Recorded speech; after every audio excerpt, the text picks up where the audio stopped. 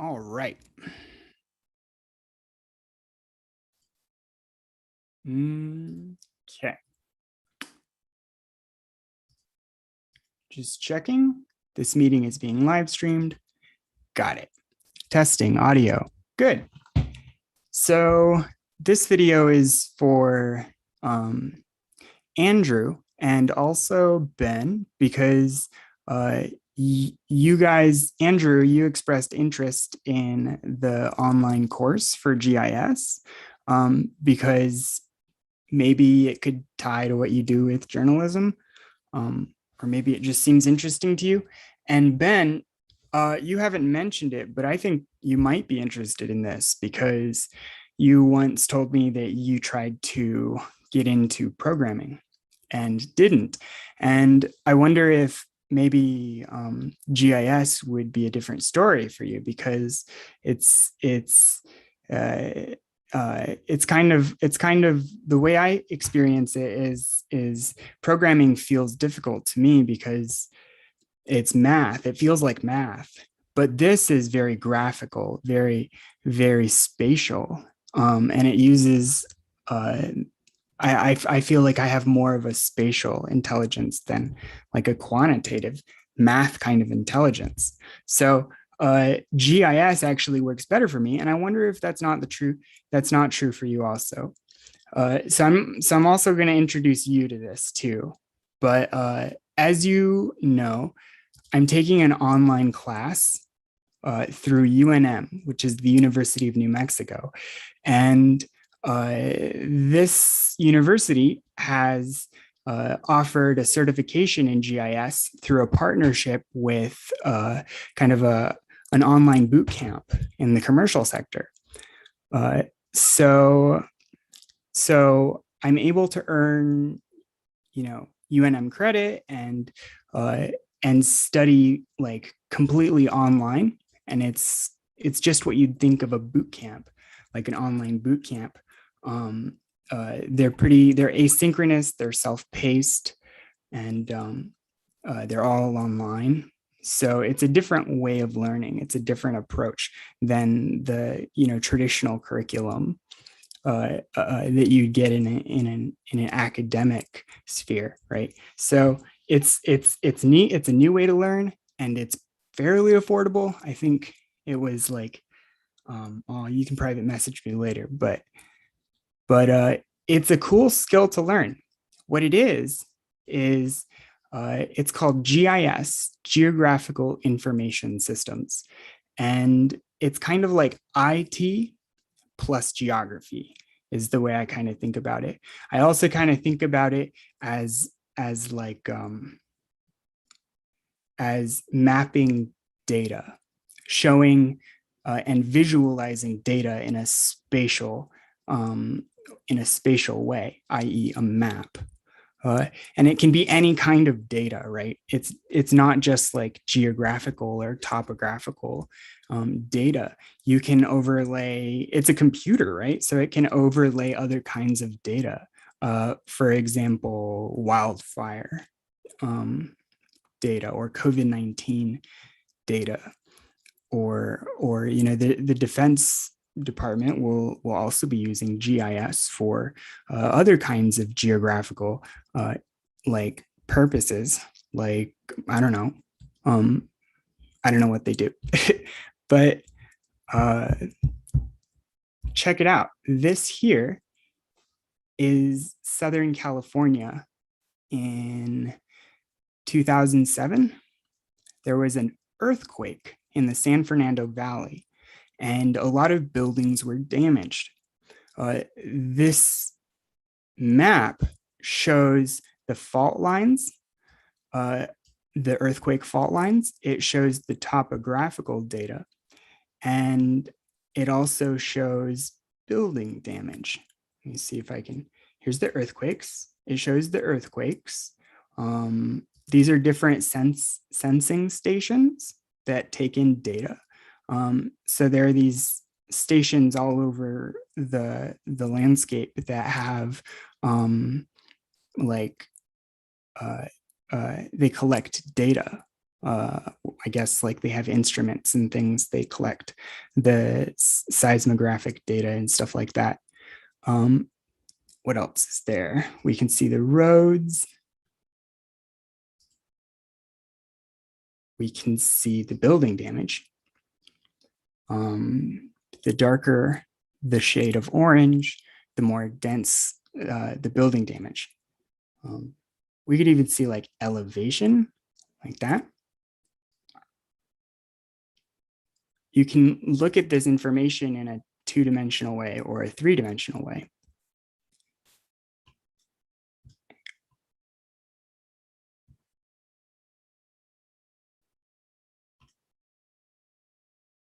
Look at all those triangles. Those are the sensing stations that record the earthquake and create the data that's being mapped.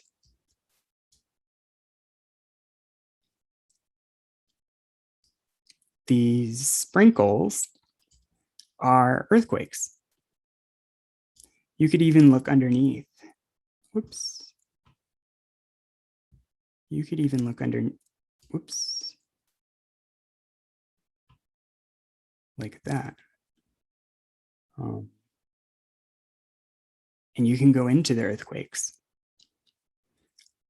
I was, each of these earthquakes is a point of data, and they can be added or taken away, deleted.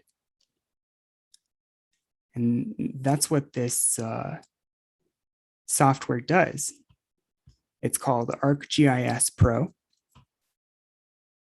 And it's a program that I really wanted to try out, but didn't have access to because it's pretty expensive to purchase a license. But this is software that is used by governments all around the world, and like city governments and federal departments use this same software. So learning it is actually a really valuable skill in terms of finding a job.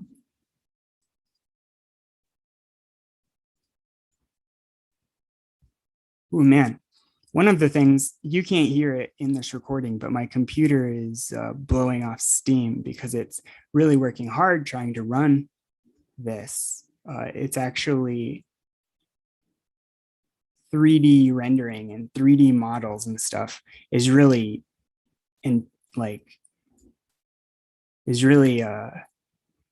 intensive work for a computer. So you need to have a computer with a pretty strong, like fast computer chip and plenty of memory and a good graphics card.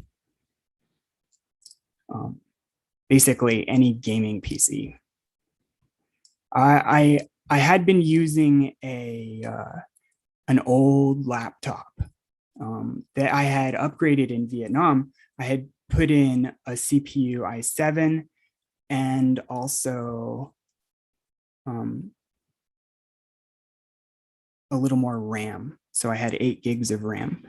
But when I would try and use that computer for this program, it would crash.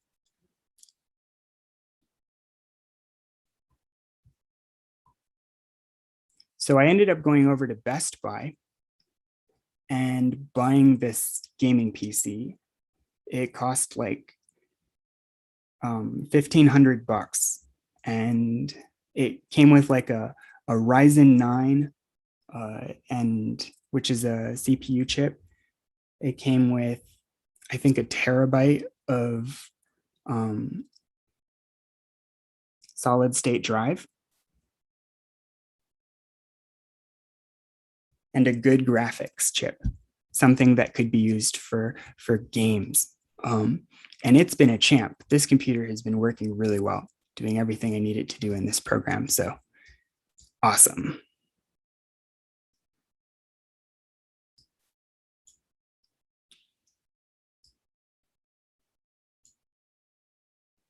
Anyway, so I thought I'd share that with you.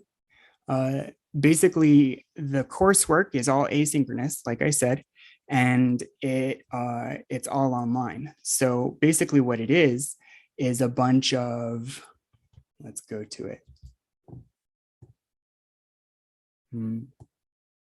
Bookmarks. Where is bookmarks? Oh no, I'm in the wrong browser. Hold on. Boop. Okay, so I have to follow these directions and do this exercise in GIS. The exercise is project-based. And once I'm done with all of these exercises, what I'll have is a map of like the earthquakes that I can compare against the fault lines and the building damage, and be able to visually see what happened in 2007. And I'm about halfway through this right now. It says, if necessary, click the analysis tab. I'm going to do a little bit so you can see what it's like to do this. Okay, I did it. In the geoprocessing group, click tools. Okay, this is the geoprocessing group, and I'll click tools. Now the tools, when the tools pane shows up. In the processing pane, search for and open the multiple ring buffer tool. Okay. Multiple.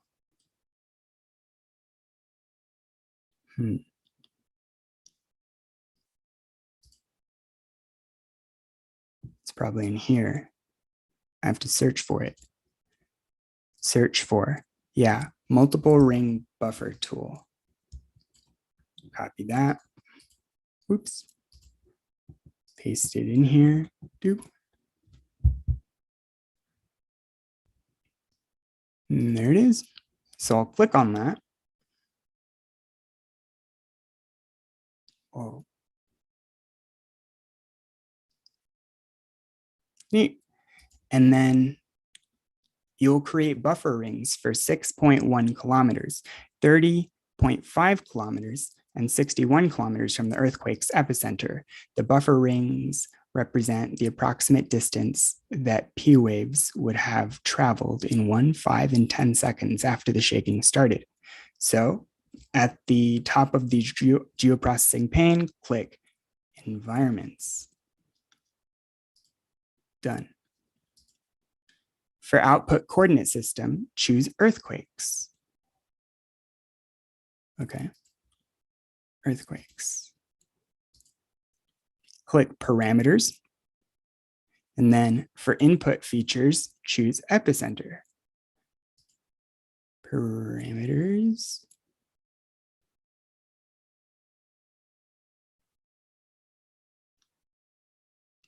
Oh, parameters. Output feature class is quake buffer P-wave.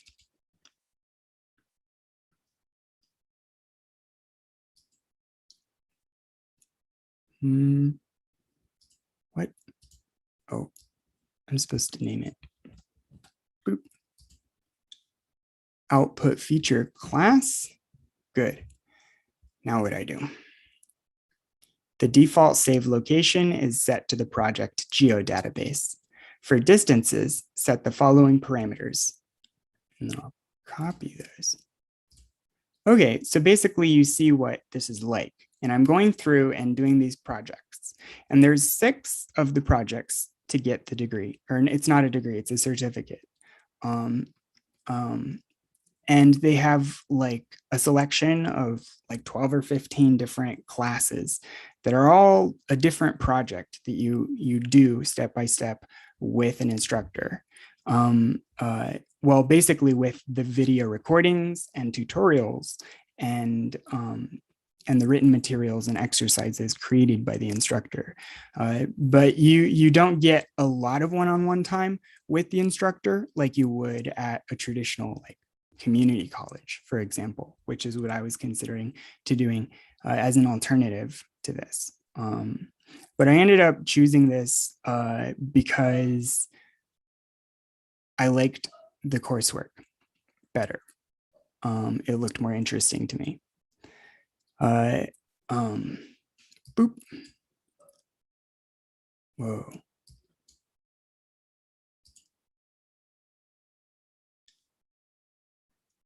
For distances, set the following parameters.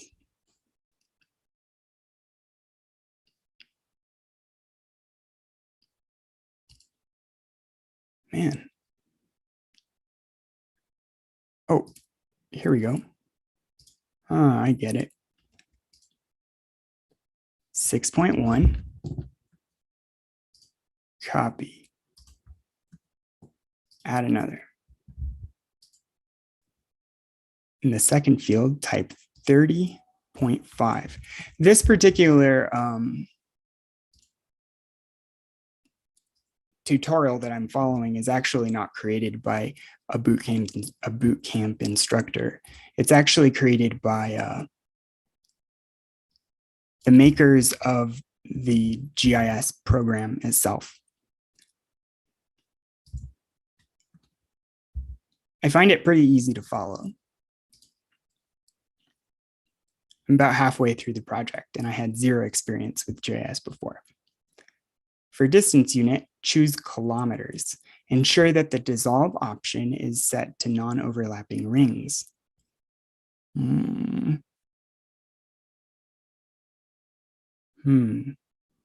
Click run.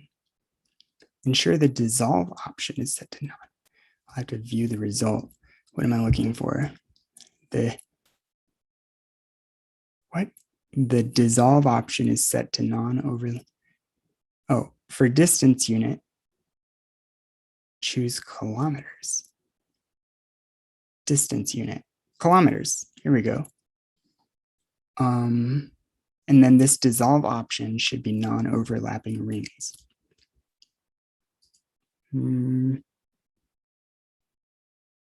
Distance unit, kilometers.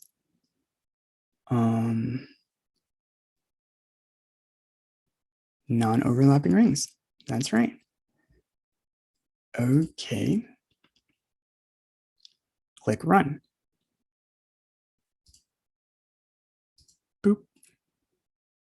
What? This parameter is invalid.